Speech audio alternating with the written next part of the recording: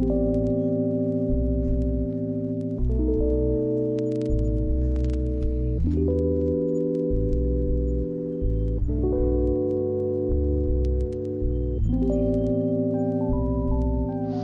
Everyone, সকলকে মায়ের পরিবারে অনেক স্বাগত আর অনেক ভালোবাসা।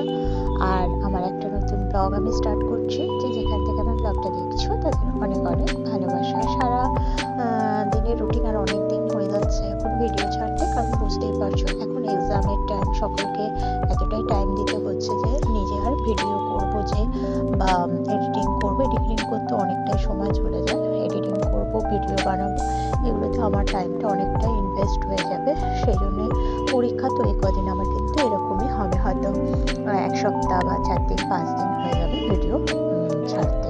তা সো দেখো, সকালবেলা উঠে যে কাজগুলো করতে হয়, বেশি বক বক করবো না, একটুখানি তোমরা ম্যানেজ করে নিও। যারা আমার ভিডিও দেখো বা আমাকে কমেন্ট করো তাদের উদ্দেশ্যে বলছি যে আমাকে একটুখানি ম্যানেজ করে নিও। কারণ হচ্ছে যে যেহেতু আমি একটু বিজি আছি, সেহেতু একটু ভয়েসটা ভালো করে দিতে পারছি না। তোমাদের সামনে আমি ভালোভাবে ভিডিও করে আর পারফরমেন্স দেবো, কিন্তু তার জন্য একটু টাইম লাগবে। এই মাসটা নভেম্বর ডিসেম্বরটা আমি একটু বিজি থাকবো, তার কারণ হচ্ছে সবার এক্সাম আছে। তাহলে চলো আমি কাজগুলো সারি।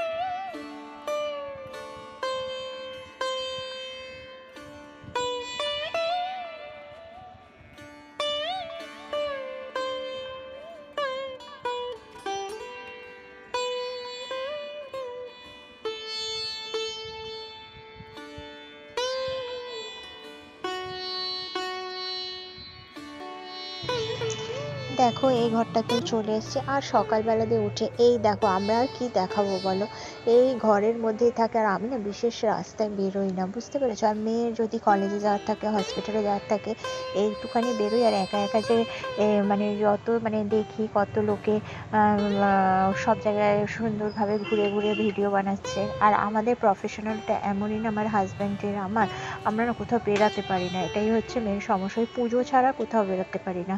আর কোথাও ট্যুর তো যাওয়া, এবছর একটা জায়গা দার্জিলিং যাওয়ার আমার কথা ছিল, কিন্তু মা মারা যাওয়ার পর মানে মা মারা গেল, তাই আমি তো যেতেই আর পারলাম না। দেখা যাক, মায়ের কাজ ফাজ মিটিয়ে নিই বাৎসরিক, তারপর দেখছি যদি যেতে পারি। অনেক ঝক্কিও গেছে আর অনেক টাকা পয়সা খরচও হয়ে গেছে মায়ের পেছনে। টাকা পয়সাটা নিয়ে আমি অতটা চিন্তা করি না, তার কারণ হচ্ছে টাকা আজ আছে কাল নেই, টাকা আমি জোগাড় করে নিতে পারবো। কিন্তু মাটাকে যে ফিরে পেলাম না, সেটাই মনে না অনেক কষ্ট। এখনও রোজই সকালবেলা উঠে মায়ের ফটোর সামনে দাঁড়িয়ে মানে কি বলবো, মনটা ভেঙে যায়। মানে তাকে যে আর পাবো না, তাকে যে কোনোদিন আর দেখতে পাবো না, এত টাকা খরচ করেও যে তাকে বাঁচাতে পারলাম না। বাড়িতে আমি সব কিছুর ব্যবস্থা করে দিয়েছিলাম, মার আমি আর ভাই মিলে, কিন্তু তা সত্ত্বেও যে তাকে আমি রাখতে পারলাম না, এটাই আমার মনে অনেক বড় আঘাত থেকে গেল। যাই হোক, মনটা তো ফাঁকা। এই এই জানো তো, এই মা হারার যে একটা মানে অপূর্ণতা, সেই অপূর্ণতাটাকে বোধহয় টাকা পয়সা লাখ টাকা দিয়েও পূর্ণ করা যায় না। এটাই মনে নিয়ে থাকতে হবে। যাই হোক, কাজকর্মগুলো করছি দেখো। তারপরে দেখো না, ভিডিও করতে ইচ্ছাই করে না, কেন জানি না, ভালো লাগে না ভিডিও করতে। মা যবে থেকে চলে গেছে না, তবে থেকে মনে হয় দূর কিছুই করবো না। মানে রান্নাটা করতে হয় করি, বাঁচতে হয় বাঁচি, আর পড়াতে হয় পড়া, মানে যেন অছন্ন ছাড়া জীবন। কেউ কথা বললে কথা বলি, না বললে বলি না, সেই রকম জীবন। মানে মনটাকে আমি ঠিক স্থির করতে পারছি না, যেহেতু মা আমাকে কেন্দ্রিক মা ভীষণ ছিল।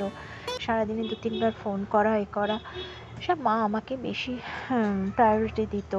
হ্যাঁ, ভাই তো কাজেই থাকতো, সেই জন্য আমাকে কখন কি করছি না করছি সবই জানতো। সেই জায়গাগুলো না ভীষণ মিস করি বন্ধুরা।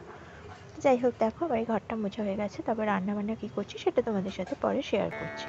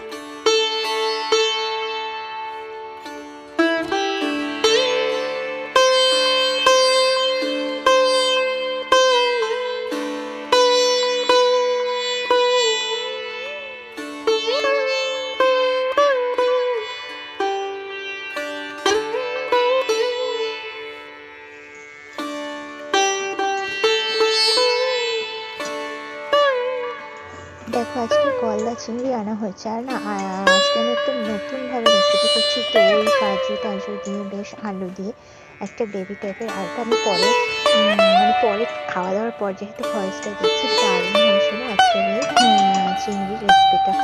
গলদা চিংড়ির রেসিপিটা দারুণ হয়েছিল। তাহলে চলবে, রান্নাটাও আমার কমপ্লিট হয়ে গেছে। এবার স্নান টান সেরে পুজো দিয়ে চলে আসবো। আর এখানটা দেখো পুরো পরিষ্কার করে নিয়েছি। আর দেখো আরেকটা জিনিস, ওই যে পাগলটা ঘর মুছতে এসছে, মানে আমার হেল্পিং হ্যান্ড যাকে বলা হয়, আমার অনেক হেল্প করে। বাসনটা ঘরটা মুছে দেয়। আমি পারি না, এত কাজ সামলে না আর করতে পারি না। আর খাটের তলা দিয়ে, মানে খাটের তলা আমার একদম চকচকে ধকধকে, মানে তোমরা না খেতে পারবে, এত পরিষ্কার। ও সব বার করে পচে। আর এই দেখো আমার তলাটা হয়ে গেছে। আর আমি সবসময় এই ঘিটা ব্যবহার করি, পিওর ঘিটা, গোবর্ধন ঘি যেটাকে বলা হয়। এই ঘিটা আমি ভাতেও খেতে পছন্দ করি, তরকারি পাতিতে দিতেও পছন্দ করি। দেখো এখানে রেখে দিলাম, আর এখানটা বেশ কুচানো হয়ে গেছে, পুরো সবুজে সবুজ জায়গাটা। তাহলে চলো স্নানে যাই।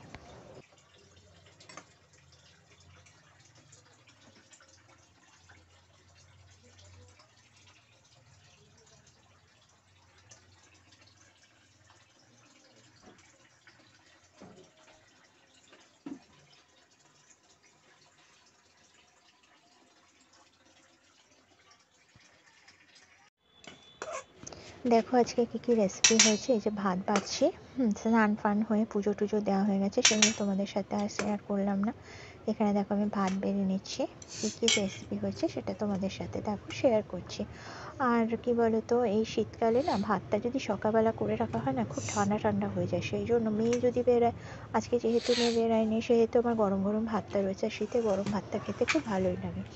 এই যে বেগুন ভাজা দিয়ে দিয়েছি, আর না কালকে ডাল আছে, বুঝতে পেরেছো। আর আমরা পাতে একটু নুন খাই, মানে নুন হোক ভালো না হোক ভালো, পাতে নুনটা খাওয়াই হয়। তাছাড়া দেখো একরকম ডাল রয়েছে, এটা হচ্ছে মসুর ডাল, এই যে দিয়ে দিচ্ছি, দেখতেই পাচ্ছ মসুর ডাল। আর একটাও ডাল আছে, ওটা হচ্ছে তোমার লাউ উচ্ছে দিয়ে ডাল করেছিলাম, তেঁতুল ডাল। আমার ডালটা একটু বেশি করে করে রাখি, যেহেতু মেয়ে না সকাল সকাল বেরোয়, তো আমার একটু অসুবিধা হয়ে যায়। সেই জন্য আমি একটু বেশি করে খাবার না করেই রাখি, বুঝতে পেরেছো। কারণ সকালে যদি উঠতে দেরি হয়ে যায়। আর এই যে এখানে দেখো আছে পালং শাকের চচ্চড়ি, শীতকালে তো আবার হেভি লাগে পালং শাক। আর এইখানে দেখো ওই যে রয়েছে গলদা চিংড়ি, এই রেসিপিটা নতুন আমি দেখে বানালাম। আর এখানে দেখো কি রয়েছে, এখানে রয়েছে মাছের ঝাল। তাহলে চলো, আজকের ভিডিওটা কেমন লাগলো অবশ্যই করে আমাকে জানাবে। টাটা।